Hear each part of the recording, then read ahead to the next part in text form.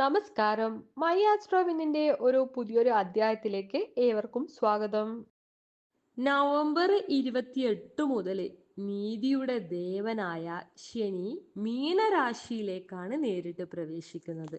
അപ്പോൾ ഈ ശനി 2026 ജൂലൈ 27 വരെ നേരിട്ട് ഈ രാശിയിലായിരിക്കും ഉണ്ടാവുക. അപ്പൊ ജ്യോതിഷ ശാസ്ത്രത്തിലെ ഒരു ഗ്രഹം നേരിട്ട് രാശിയിലേക്ക് മാറുന്നത് അതിൻ്റെ ശക്തിയും പ്രതികരണശീലമൊക്കെ നേരിട്ട് പ്രാപിക്കുന്നുവെന്നാണ് സൂചിപ്പിക്കുന്നത്. അപ്പൊ നമുക്ക് ഈ കാലയളവിൽ 3 രാശിക്കാർക്ക് അവരുടെ കരിയർ, ബിസിനസ്, വ്യക്തി ജീവിതത്തിലെ ചില രംഗങ്ങളിലൊക്കെ ബുദ്ധിമുട്ടുകൾ അനുഭവപ്പെടാനുള്ള ഒരു സാധ്യതയും കാണുന്നുണ്ട്. അതിനാൽ ഈ 6 മാസത്തേക്ക് അവർ ശ്രദ്ധാപൂർവമാണ് മുന്നോട്ട് പോവേണ്ടത്. ജ്യോതിഷ ശാസ്ത്രം അനുസരിച്ചിട്ട് അടുത്ത 6 മാസത്തേക്ക് ഞാൻ പറയാൻ പോകുന്ന 3 രാശികള് അതീവ ജാഗ്രത തന്നെ പാലിക്കേണ്ടതുണ്ട്. ഇപ്പൊ നിങ്ങളുടെ ബിസിനസ്സിലും കരിയറിലും വ്യക്തി ജീവിതത്തിലും ഒക്കെ നല്ല കാര്യമായ ഒരു ബുദ്ധിമുട്ടുകൾ തന്നെയാണ് വരാനിരിക്കുന്നത്. ശനി ഇപ്പോ മീനം രാശിയിലാണുള്ളത്. അതുകൊണ്ട് തന്നെ മേടം, കുംഭം, മീനം ഈ 3 രാശിക്കാരുണ്ടല്ലോ, ഇവർക്ക് ശനിയുടെ നേരിട്ടുള്ള ചലനത്തിൽ ഏറ്റവും കൂടുതൽ ബാധിക്കുന്ന രാശികളാണ്. ഇത് നമ്മൾ കൂടുതൽ വിശദമായിട്ട് പരിശോധിക്കാം. ആദ്യം മേടം രാശി. ഇപ്പൊ ഈ മേടം രാശിക്കാർക്ക് ഇപ്പോൾ ശനിയുടെ എന്താ പറയുക, ശനിയാഴ്ച സതിയുടെ സ്വാധീനത്തിലുള്ള ഒരു കാലഘട്ടത്തിലാണ് ഉള്ളത്.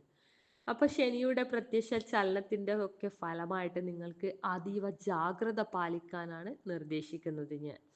തിടുക്കത്തിലുള്ള ധനകാര്യങ്ങൾ അല്ലെങ്കിൽ മറ്റ് തീരുമാനങ്ങളൊക്കെ നിങ്ങൾ പെട്ടെന്ന് ഒഴിവാക്കുന്നതായിരിക്കും നിങ്ങൾക്ക് നല്ലത്. കാരണം അതൊക്കെ നിങ്ങളുടെ എന്താ പറയുക, ദോഷഫലങ്ങൾക്കായിരിക്കും കാരണമാകുക. കൂടാതെ വിജയത്തിലേക്കുള്ള വഴിയിലെ ചില ബുദ്ധിമുട്ടുകളും കുടുംബത്തിലെ അഭിപ്രായ വ്യത്യാസങ്ങളും ഒക്കെ മാനസിക അസ്വസ്ഥതയൊക്കെ നിങ്ങൾക്ക് ഉണ്ടാക്കും. അപ്പൊ ഇത് താൽക്കാലിക വിഷമത്തിനാണ് നിങ്ങൾക്ക് വഴിവെക്കുക. പിന്നീട് അത് കലങ്ങി തെളിയാനുള്ള ഒരു സാഹചര്യവും കാണുന്നുണ്ട്.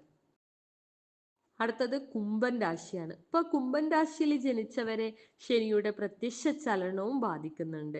അപ്പോൾ ഈ കാലയളവിൽ ശനി നിങ്ങളുടെ സാമ്പത്തിക സ്ഥിതിയെ ബാധിച്ചിട്ടുണ്ടല്ലോ, ചില ആശങ്കകളാണ് സൃഷ്ടിക്കുന്നത്.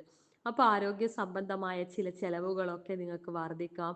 കൂടാതെ അനാവശ്യ ചെലവുകളൊക്കെ സാമ്പത്തിക സ്ഥിരതയെ അസ്ഥിരമാക്കാനുള്ള ഒരു കാരണമായിട്ട് തന്നെ മാറുന്നുണ്ട്. കടമൊക്കെ വാങ്ങിക്കുമ്പോൾ മറ്റ് ധനകാര്യ ഇടപാടുകളൊക്കെ നടത്തുമ്പോഴൊക്കെ പ്രത്യേകം ജാഗ്രത തന്നെ നിങ്ങൾ പാലിക്കുക. കാരണം ചെറുതായിട്ട് തോന്നിയ പിഴവുകളൊക്കെ വലിയ പ്രശ്നങ്ങളെ ഭാവിയിൽ മാറാനുള്ളൊരു സാഹചര്യവും തെളിഞ്ഞു കാണുന്നുണ്ട്. അവസാനമായിട്ട് മീനം രാശിയാണ്. ഇപ്പൊ ഈ മീനം രാശിക്കാർക്ക് ഈ കാലയളവിൽ ചില വെല്ലുവിളികൾ നേരിടേണ്ട ഒരു സാഹചര്യമാണ് കാണുന്നത്.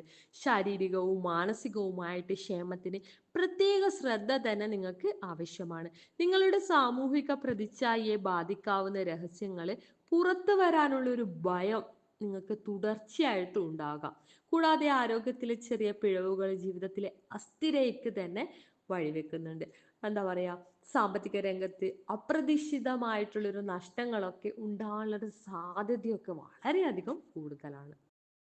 ഇതിന്റെ കാഠിന്യം കുറക്കാനായിട്ട് നിങ്ങൾ ചെയ്യേണ്ടത് ശിവഭജനം, അതുപോലെ തന്നെ ഭദ്രകാളി ഭജനം, ഹനുമത് ഭജനം, ശനീശ്വര ഭജനം ഒക്കെ ജപിക്കുക. ഇതുവഴി നിങ്ങൾക്ക് അതിന്റെ കാഠിന്യമൊക്കെ കുറക്കാൻ കഴിയും. കൂടാതെ നിങ്ങൾ ശനിയാഴ്ച ദിവസം വ്രതം എടുത്തിട്ട് എന്താ പറയാ, ധർമ്മശാസ്താവിന്റെ അമ്പലങ്ങളിലൊക്കെ തൊഴുക.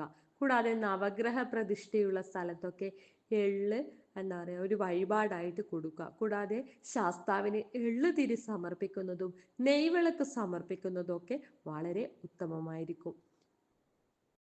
അപ്പോൾ നിങ്ങൾക്ക് ഇന്നത്തെ അധ്യായം ഇഷ്ടമായിട്ടുണ്ടെങ്കിൽ ഞങ്ങളുടെ ചാനൽ സബ്സ്ക്രൈബ് ചെയ്യുകയും അതുപോലെ തന്നെ മറ്റുള്ളവരിലേക്ക് ഷെയർ ചെയ്യാനും വേണ്ടിയിട്ട് ശ്രമിക്കുക. നന്ദി, നമസ്കാരം.